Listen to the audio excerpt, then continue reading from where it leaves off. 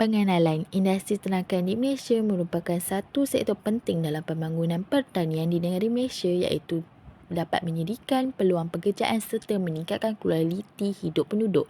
Pelbagai jenis haiwan yang diternak di Malaysia antara salah satunya terdiri daripada ayam, lembu dan kambing. Ini ditunjukkan lagi dengan industri ternakan lembu di Malaysia merekodkan sebanyak 909,910 ekor lembu pada tahun 2010 dan diikuti dengan sektor peternakan kambing di negara kita yang terdapat populasinya sebanyak 537,667 ekor kambing. Dan industri ternakan ayam di Malaysia merupakan industri yang paling utama di dalam sektor ternakan, iaitu sebanyak 225 juta ekor ayam dikeluarkan pada 2010. Ini ditunjukkan lagi dengan ternakan haiwan ini yang dihasilkan di Malaysia antara ayam, lembu dan kambing ini dapat menyumbang kepada ekonomi negara. Jenis haiwan di Malaysia. Yang pertama ialah ayam.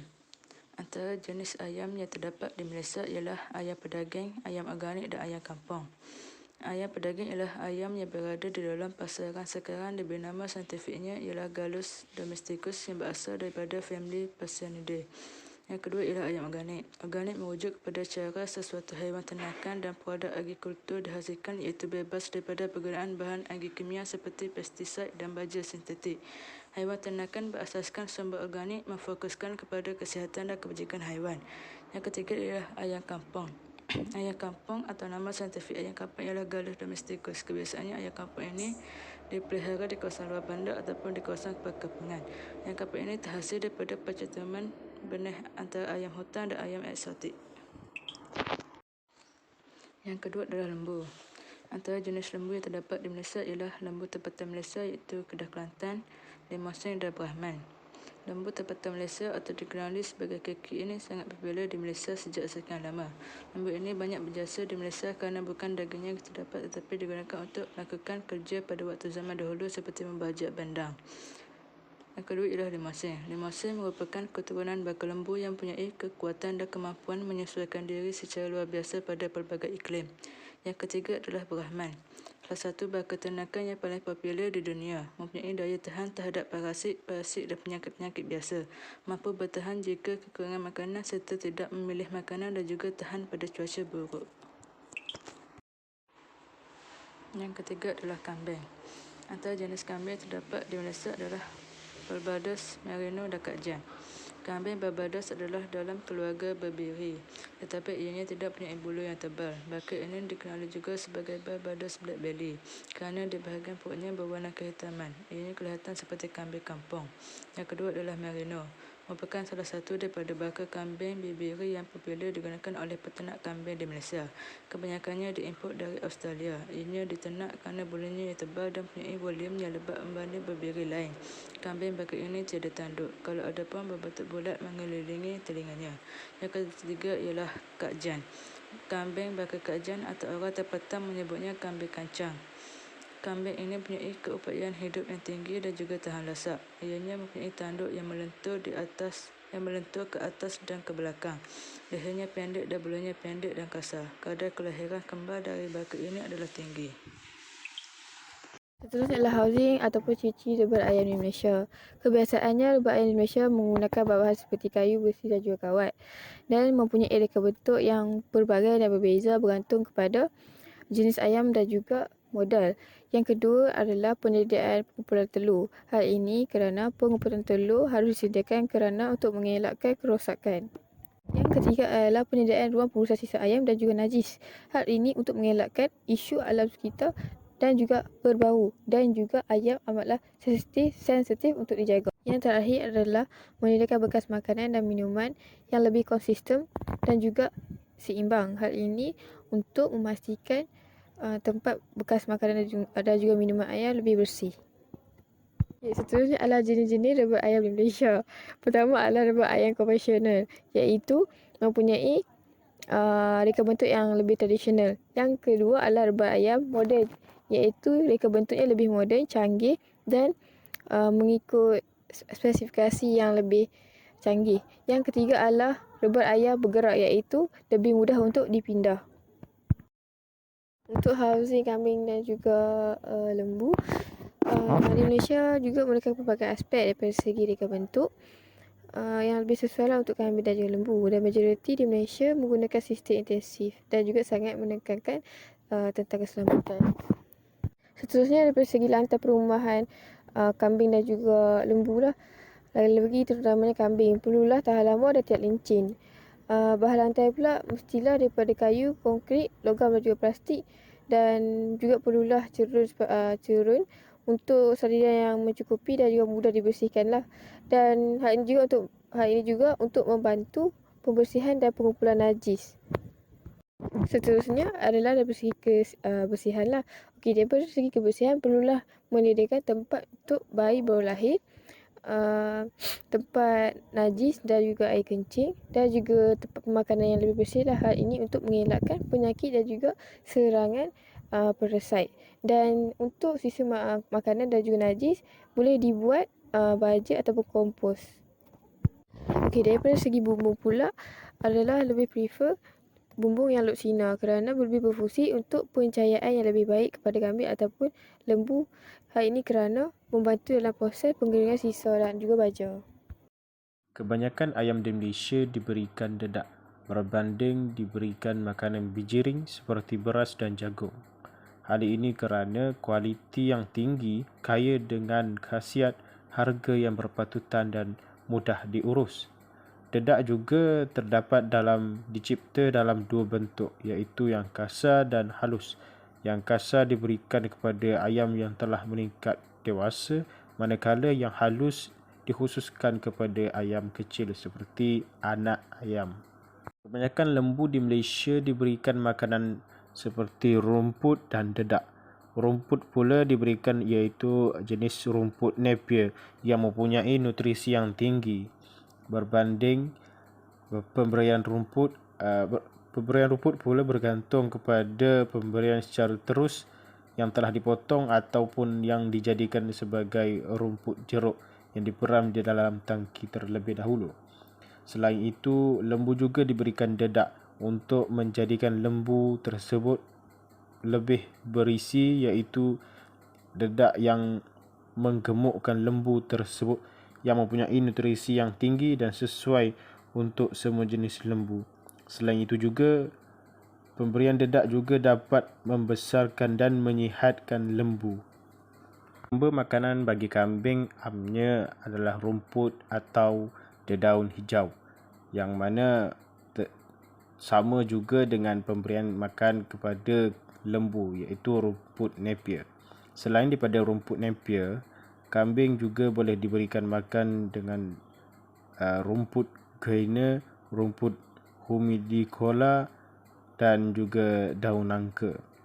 Kambing juga boleh diberikan dedak yang dapat memberikan kambing cepat kenyang, mudah membesar serta mempunyai nutrisi yang tinggi terhadap dedak tersebut untuk diberikan kepada kambing.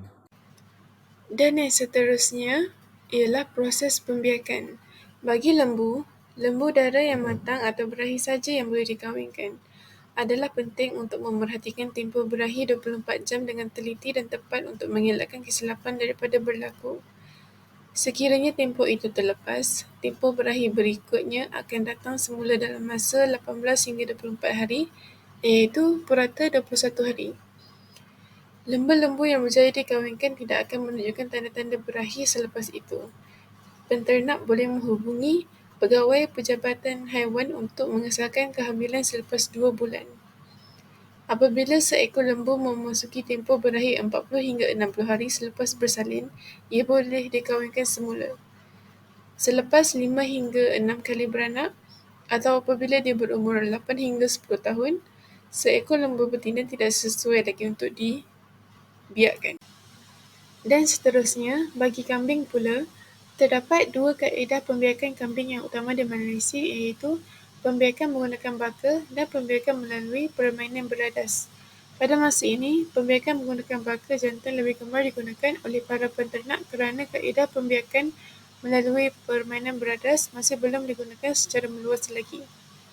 Walaupun kematangan kambing mula berlaku pada umur 9 bulan, Umur yang biasa digunakan untuk perkahwinan adalah di dalam lingkungan 1 tahun hingga 1 tahun setengah, di mana berat badan adalah di dalam lingkungan 20 hingga 25 kilogram. Pemakanan mempengaruhi tahap kematangan. Kambing yang diberi makanan yang mengandungi nutrien yang tinggi lebih cenderung untuk mencapai tahap kematangan yang dengan kadar pantas. Untuk memastikan kambing betina sudah matang dan boleh dikawinkan, berikut adalah tanda-tanda kambing betina sudah berahi. Tidak tenang dan sering gelisah, sering kencing, kemaluan membengkak. Tempoh kemuntingan kambing adalah selama antara 145 hingga 155 hari atau puratanya 191 hari. Bagi ayam pula, ayam betina mengeluarkan kuning telur dengan sel telur di dalamnya dari ovari di mana ia bergerak ke dalam oviduct. Oviduct adalah laluan dari ovari yang menghasilkan telur. Apabila ayam jantan dan ayam betina dikawinkan, sel sperma dari ayam jantan menyuburkan sel telur di bahagian atas oviduct. Persenyawaan ialah penyatuan sel telur betina dengan sel sperma jantan. Kuning telur yang telah disenyawakan kemudiannya mengambil masa 23 hingga 26 jam untuk keluar melalui laluan oviduct, di mana di dalam masa yang sama, lapisan putih telur iaitu albumen diletakkan. Dua lapisan membran telur kemudiannya ditindih dan akhirnya kulit telur dihasilkan. Jika telur tidak disenyawakan, ia masih melalui proses yang sama dalam oviduct tetapi ia tidak akan menjadi anak ayam.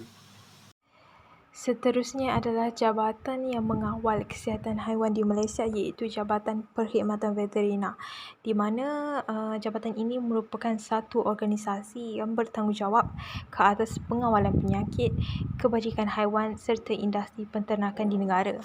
Antara fungsi Jabatan Perkhidmatan Veterina adalah untuk mengawal, mencegah dan menghapuskan penyakit haiwan dan zoonotik. Mereka juga menyediakan latihan bagi industri ternakan dan haiwan peliharaan. Mereka juga mengawal kebajikan haiwan dan pemeliharaan bahan genetik haiwan. Selain itu, kawalan import dan ekspor juga dikawal untuk ternakan dan hasil haiwan dan perkhidmatan kuarantin. Di samping itu, dari segi pengurusan kesihatan ayam, antara vaksin yang diberikan kepada ternakan ayam adalah vaksin infectious bursal disease, di mana vaksin ini disediakan dalam bentuk beku kering daripada IBDV isolate tempatan yang dilimbahkan. Tujuan penggunaan vaksin ini adalah untuk mengawal jangkitan IBDV pada kelompok ayam, di mana melalui pemberian vaksin ini ia akan memberikan imun aktif kepada anak ayam seawal usia 10 hingga 21 hari, di mana pada hari yang ke-7 hingga ke minggu ke-6 imuniti akan terbentuk dalam badan ayam itu sendiri. Seterusnya, dari segi penyakit ayam, iaitu antara penyakit yang dihadapi ternakan ayam adalah penyakit sampar ayam, di mana penyakit ini juga dikenali dengan nama seperti tetelo, penyakit Runny-Cat, Doyle, Fowl Pest, Pseudo Fowl Plague.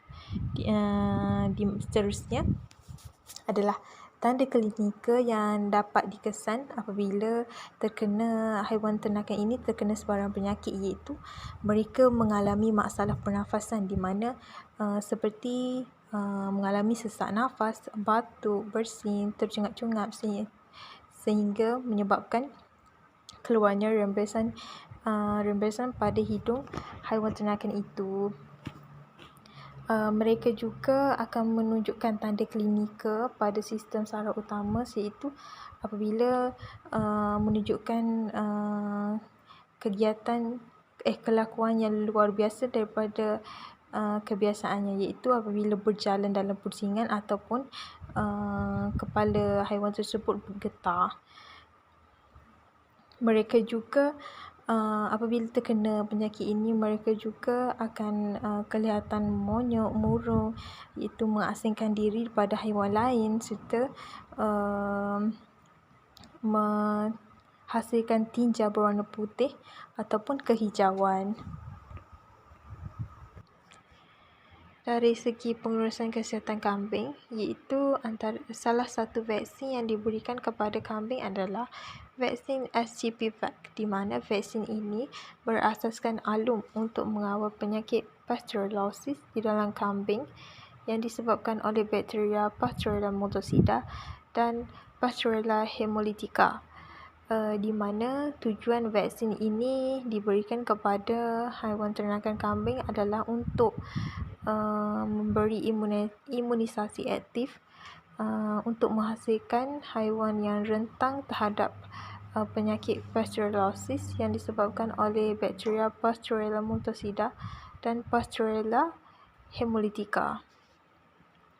Seterusnya, dari segi penyakit kambing, antara salah satu penyakit yang dihadapi oleh kambing adalah pasteurellosis, di mana penyakit ini disebabkan oleh bakteria Pasteurella multocida yang di mana akan memberi kesan kepada sistem pernafasan pada bebiri dan kambing.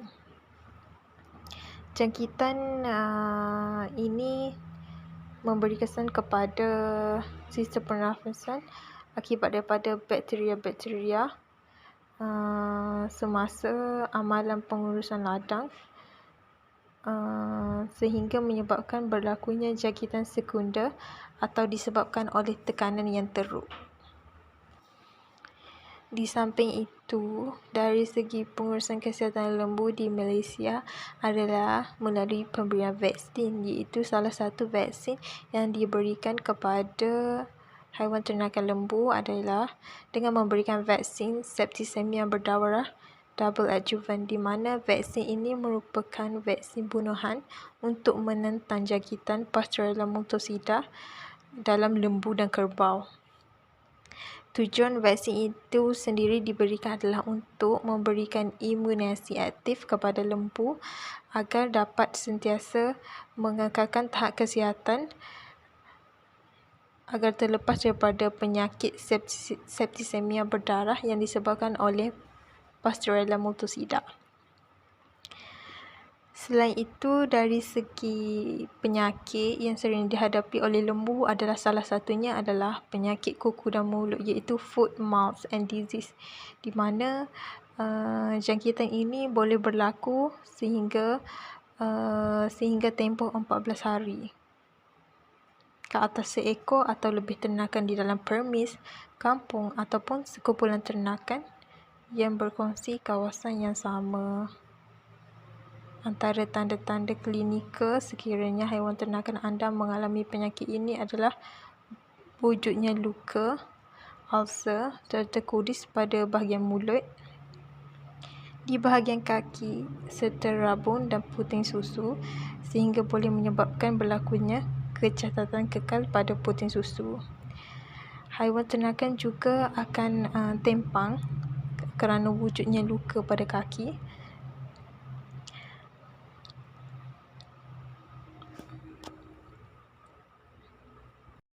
Kesimpulannya, industri ternakan di Malaysia adalah penting untuk menyediakan komoditi seperti daging untuk dimakan dan juga dapat menjadi sumber pendapatan dan pekerjaan. Ayam merupakan populasi utama ternakan di Malaysia kerana daging ayam adalah jenis yang paling banyak digunakan bersama-sama dengan permintaan yang tinggi untuk telur ayam dan dalam diet. Pada masa ini, Malaysia telah mencapai SSR yang selesa untuk daging ayam iaitu lebih 100%. Dan selain menjadikan komoditi, industri ternakan juga menjana hasil sampingan daripada sisa sebagai baja yang berguna sebagai baja organik, iaitu dianggarkan baja di Malaysia ialah 17.745 juta tan bagi tahun 2020. Sisa ternakan juga dapat digunakan untuk menghasilkan biogas untuk penjanaan elektrik. Amalan semasa dan dasar mengenai peternakan di Malaysia dia menyokong langkah ke arah pertanian lestari. Oleh itu, kita boleh melihat kesan positif dari segi pertumbuhan industri ternakan bagi memenuhi permintaan dan pada masa akan datang dapat memelihara sumber asli dan memelihara alam sekitar.